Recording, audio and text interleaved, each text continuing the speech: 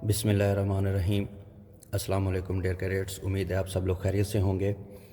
Next हमारे पास जो exercise है वो है 3.2। इसके अंदर जो क्वेश्चंस हैं वो हम देखते हैं। सिंपल क्वेश्चन है, इजी क्वेश्चन है। जो है हमारे पास क्वेश्चन नंबर 2 है। क्वेश्चन नंबर 2 के अंदर हमारे पास जो स्टेटमेंट है वो कहता है find the inverse of the following matrixes.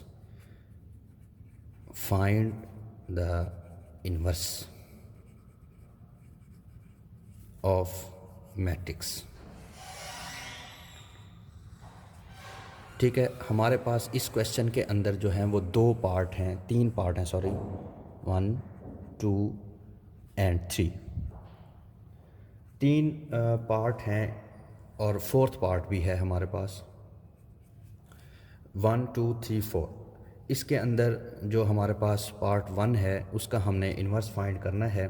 हमारे पास जो मैट्रिक्स दिया गया है वो है 3, -1, 2, 1। और हमने इन्वर्स फाइंड करने के लिए हमारे पास फार्मूला है। हम सपोज़ कर लेते हैं कि ये जो मैट्रिक्स दिया गया है वो ए के इक्वल है, 3, -1, 2, 1। अब किसी भी एक लेटर के ज़रिए इसको सपोज़ कर सकते हैं।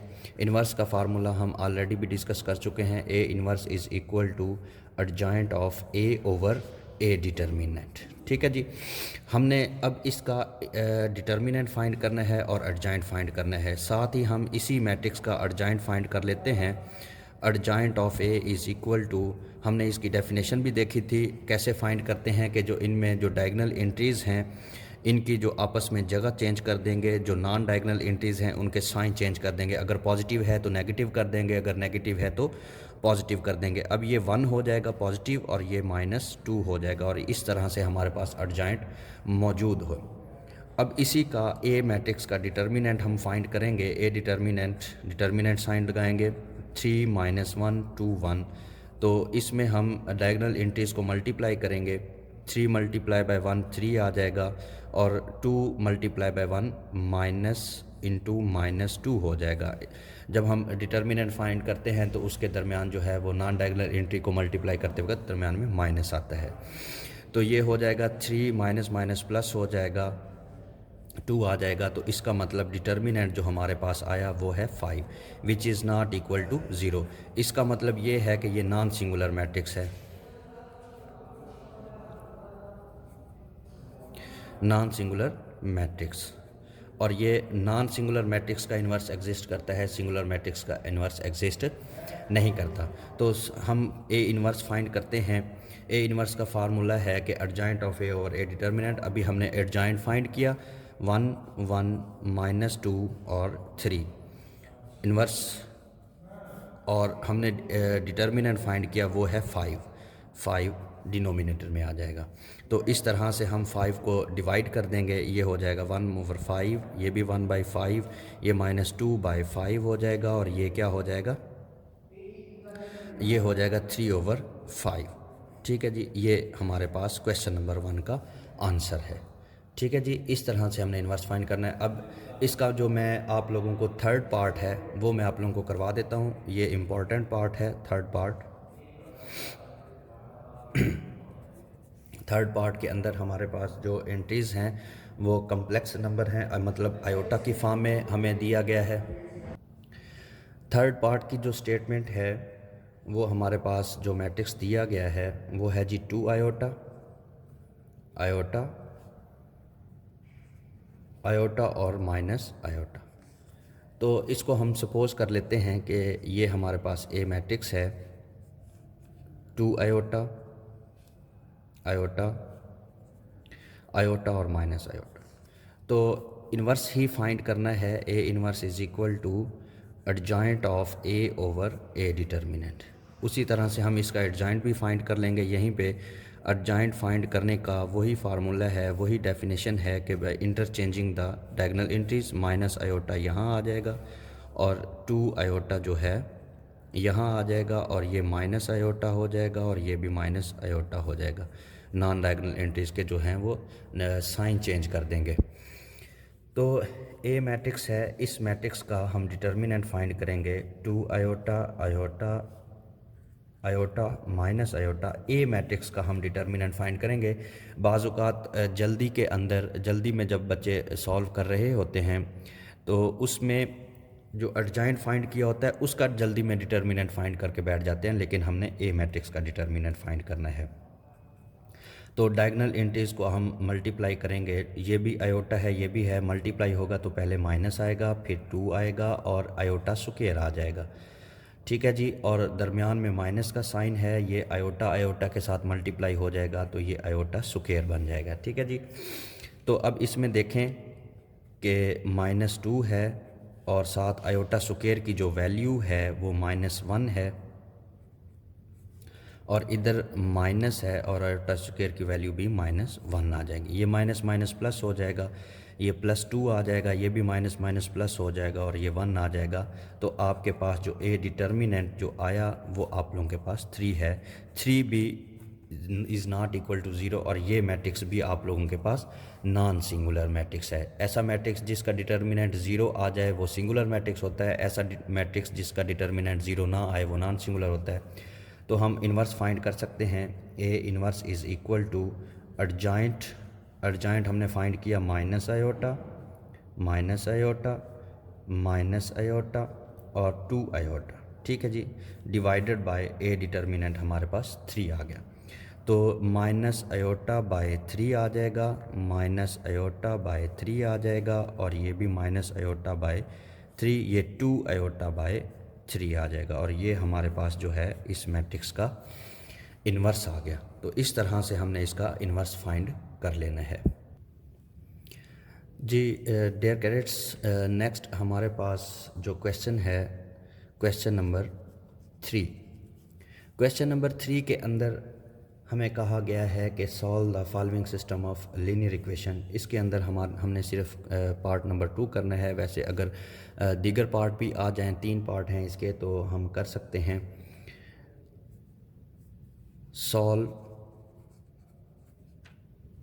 System of linear equation.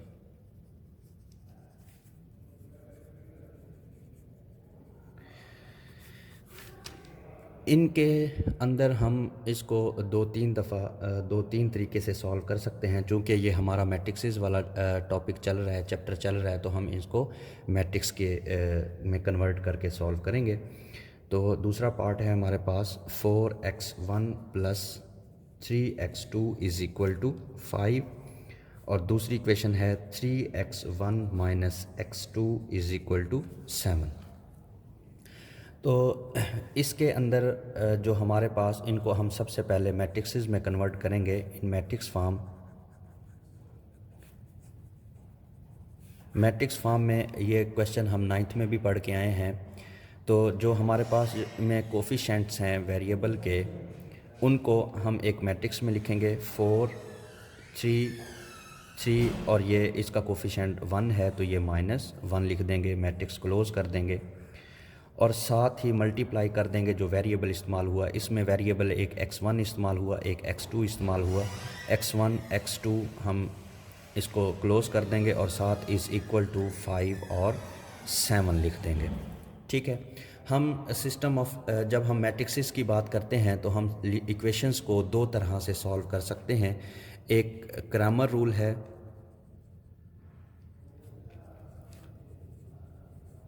और दूसरा जो है वो है इन्वर्स मेथड।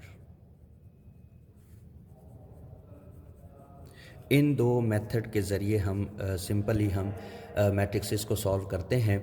तो सबसे पहले देखें हम मैट्रिक्स क्रैमर रूल के ज़रिए हमने बेसिकली इन इक्वेशंस को जब सॉल्व करना होता है तो हमने अननोन्स की वैल्यू फाइंड करनी है। तो हम इसमें x1 और x2 की वैल्यू फाइंड करेंगे। सबसे पहले जो ही हमारे पास इक्वेशंस थी, इक्वेशंस को हमने मैट्रिक्स में कन्वर्ट कर दिया। जो भी कोफिशेंट थे हमने उनको मैट्रिक्स में लिख दिया और साथ ही मल्टीप्लाई कर दिया x1 x2, यानी कि ये 2 वेरिएबल। अगर हम इनको दोबारा मल्टीप्लाई करते हैं तो हमारे पास यही इक्वेशंस आ जाएंगी। तो इनको अब हम नाम दे देते हैं कि ये जो मैट्रिक्स हमारे पास है इसको हम A कह देते हैं, और ये जो मैट्रिक्स है इसको हम कैपिटल X कह देते हैं कि इस मैट्रिक्स के एक्स मैट्रिक्स के अंदर जो है x1 और x2 है, इस इक्वल टू इसको हम नाम दे देते हैं बी मैट्रिक्स का। तो जब हमने फाइंड करना होता है क्रैमर रूल के ज़रिए हमने सॉल्व करना है। पहले जब हम क्रैमर रूल के ज़रिए सॉल्व कर रहे होते हैं तो हमने x1 और x2 की वैल्यू फाइंड करनी है। तो x1 समाल हमारे पास x1 है, इसका फार्मूला होगा ax1 determinant over a determinant, और जो हमारे पास x2 का जो फार्मूला होगा उसको हम कहते हैं ax2 determinant over a determinant. Basically यहाँ पे हमारे पास x और y भी होता है, x और y भी इन्वॉल्व हो सकता है। अगले क्वेश्चंस के अंदर x और y है, यहाँ पे x2 और x1 इस्तेमाल हुआ है। तो इस वक्त हमने इन फार्मूलों के अंदर वैल्यूज़ को पुट कर देना है और x1 निकाल देना है और x2 निकालना है। बात तो ये है कि जो a डिटर्मिनेंट a मैट्रिक्स तो है हमारे पास मौजूद, कि इसको हमने नाम दे दिया है कि ये मैट्रिक्स जो हमारे पास है ये a मैट्रिक्स है। आया कि हमारे पास ax1 और ax2 कैसे आएगा? तो जब हम ax1 मैट्रिक्स लिखते हैं तो बेटा जो हमारे पास a मैट्रिक्स जो हमारे पास मौजूद है, हम मैट्रिक्स के साइन डाल देते हैं स्क्वायर ब्रैकेट। जो पहला कॉलम होता है जब हम ax या ax1 लिखने लगते हैं तो जो पहला कॉलम होता है a मैट्रिक्स का, उसके अंदर हम 4 और 3 नहीं लिखेंगे, बल्कि उसकी जगह पे हम 5 और 7 लिखेंगे, ठीक है। और बाकी जो दूसरा कॉलम है वो सेम लिख देंगे 3 - 1।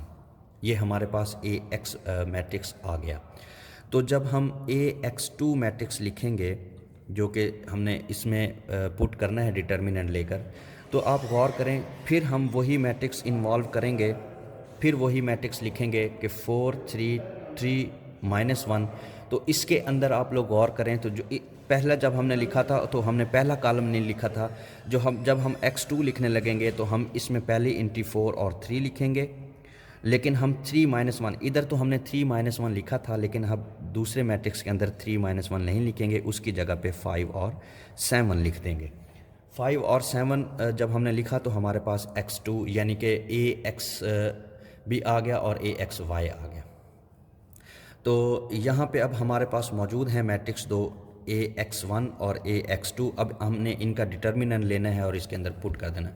अब टोटल हमने 3 डिटर्मिनेंट हमने फाइंड करने हैं। एक हमने a का डिटर्मिनेंट फाइंड करना है, एक हमने ax1 का डिटर्मिनेंट फाइंड करना है और एक ax2 का डिटर्मिनेंट। इसमें जो सबसे समझने वाली बात है कि जब हम ax और ay यानी ax1 और ax2 जब हम मैट्रिक्स लिखते हैं तो उसमें हम a मैट्रिक्स को इन्वॉल्व करते हैं। जब हम ax लिखने लगते हैं तो जो पहला कॉलम होता है उसकी जगह पे b मैट्रिक्स को उठाकर लिख देते हैं, बाकी इंटीज सेम लिखते हैं। और जब हम ax2 जब हम मैट्रिक्स इन्वॉल्व करते हैं तो वही मैट्रिक्स लेंगे, लेकिन 4 और 3 इंटीज हम लिख देंगे। लेकिन जब दूसरा कॉलम लिखने लगते हैं तो उसकी जगह पे हम बी मैट्रिक्स को उठा के लिख देंगे। अब हम ए मैट्रिक्स भी हम मौजूद है हमारे पास, ए इज़ इक्वल टू, ये हम सेम लिख देंगे 4 3 3 - 1। अब हमारे पास तीनों मैट्रिक्स मौजूद हैं, ax1 ax2 और a हमारे पास मौजूद है। अब हमने इन तीनों के मैट्रिक्स के डिटर्मिनेंट फाइंड करके इस फार्मूले के अंदर पुट कर देने हैं, तो हमारे पास x1 की वैल्यू और x2 की वैल्यू आ जाएगी। आए हम करते हैं कि जो हमारे पास मैट्रिक्सेस हैं उनकी वैल्यू फाइंड करते हैं। देखें, हमने ए मैट्रिक्स भी लिख लिया, ax1 और a। अब हम इनका डिटर्मिनेंट फाइंड करते हैं। सबसे पहले a का डिटर्मिनेंट फाइंड करेंगे, 4 3 3 - 1 डिटर्मिनेंट फाइंड हो जाएगा। 4 × -1 -4 -3 × 3 9। तो ये हमारे पास मैट्रिक्स आ गया। कितना मैट्रिक्स आएगा? -13। हमारे पास इसके अंदर जो a का डिटर्मिनेंट आया, जो a मैट्रिक्स हमारे पास था, उसका कितना आया? -13। अब ax1 जो हमारे पास मैट्रिक्स है उसका डिटर्मिनेंट फाइंड करेंगे, 5 3 7 -1। इसका डिटर्मिनेंट फाइंड करेंगे, 5 × 1 -5 और माइनस जब हम डिटर्मिनेंट फाइंड करते हैं 7 × 3 21। ठीक है जी, तो ये आ जाएगा माइनस, कितना हो जाएगा आप लोगों के पास? 26। ठीक है। अब ax2 डिटर्मिनेंट जब हम फाइंड करेंगे तो ये x है हमारे पास 4 5 37, इसका डिटर्मिनेंट फाइंड करेंगे तो 4 28 माइनस 15, तो ये हमारे पास कितना बचेगा 3 1, 28 माइनस 15 तो हमारे पास 13 बचा। तो अब हम वैल्यूज़ पुट कर देंगे x1 is equal to a x1 determinant over a determinant, ये फार्मूला था x1 का। तो क्रैमर रूल की मदद से, ये क्रैमर रूल मैं आप लोगों को समझा रहा हूँ। a x1 डिटर्मिनेंट हमारे पास क्या आया, a x1 डिटर्मिनेंट 26 आया, minus 26 divided by a determinant हमारे पास माइनस 13 आ गया। ठीक है, ये माइनस माइनस से कैंसिल हो जाएगा, 13 को कैंसिल कर देंगे 26 के साथ, तो ये आप लोगों के पास 2 आ जाएगा। तो इसी तरह हमने x2 का फार्मूला जो है वो a x2 determinant over a determinant, ठीक है जी। तो इसको हम फाइंड करेंगे, a x2 डिटर्मिनेंट अभी हमने निकाला 13 है, positive 13 divided by a determinant हमारे पास माइनस 13 है, तो ये कैंसिल हो जाएगा 13 से, तो ये -1 आंसर आया। इसका मतलब x1 की वैल्यू जो है वो हमारे पास 2 है, जो x1 की जो वैल्यू है वो हमारे पास, सॉरी x2 की जो वैल्यू है वो हमारे पास -1 है। तो इसी तरह से याद करें कि हमने पिछले क्वेश्चन स्टार्ट करते वक्त x मैट्रिक्स को कहा था हमने, ये है जी हमारे पास x1 और x2। तो यहाँ पे आप लोग वैल्यूज़ भी पुट कर सकते हैं, x1 की वैल्यू 2 है और x1 की वैल्यू 2 है और x2 की वैल्यू जो है वो -1 है। तो इस तरह मैट्रिक्स में भी लिख सकते हैं और अलग-अलग भी मेंशन कर सकते हैं। तो ये हमारे पास जो इसका टॉपिक है वो एंड होता है। हमने यहाँ पे जो क्वेश्चन हैं 2 क्वेश्चन किए हैं, बाकी पार्ट आप लोग ट्राई करें। इसको इन्वर्स मेथड की मदद से भी सॉल्व कर सकते हैं। नेक्स्ट मैं आप लोगों को क्वेश्चन नंबर 4 और क्वेश्चन नंबर 5 शुरू करवाऊँगा। शुक्रिया। अगर कोई क्वेश्चन हो तो मेरे साथ डिस्कस करें।